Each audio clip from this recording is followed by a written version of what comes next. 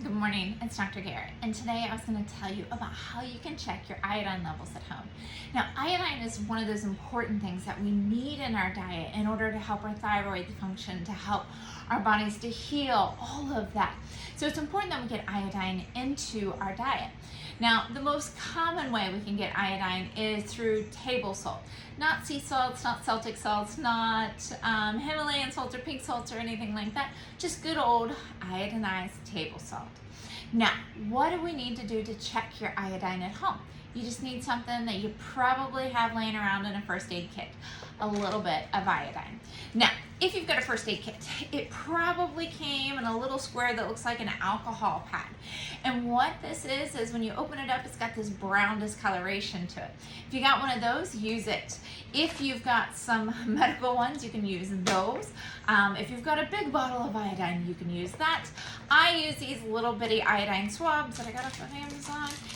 And essentially what you're going to do is you're going to take one of these swabs one night right after you've showered, before you're getting ready for bed, and you're going to snap the top of it.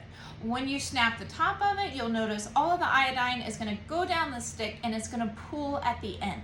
Now be careful with iodine, it can stain your clothing, so keep that in mind. But after you showered and you're nice and clean, what you're going to do is you're going to paint a little square with this iodine swab or patch or a cotton ball dipped in iodine, somewhere on your belly or maybe on your upper arm. What you want to see is that iodine remain, that color remain for at least 24 hours. Now, if your iodine is gone, that little orange yellow discoloration within about 20 to 30 minutes, that means your iodine is terrible. If you notice it's gone after 8 hours, it means it's not so bad, but it could use to be a little bit better. However, if you notice that it is there for 24 hours, that means your iodine is great.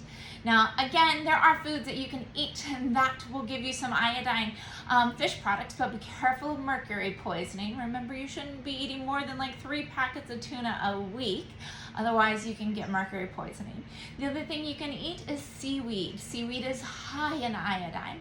You can also just take some table salt. Again, a 98-cent thing of Morton's table salt. Sprinkle that on your food, normal amounts, a couple times a week, and that will give you all the iodine your body requires. Now, is it possible to get too much iodine? Absolutely, and that's typically why I don't recommend iodine supplements except for in certain patients. For the most part, you can get what you need from the food sources as long as you're doing what you're supposed to. So if you have any questions, give me a call.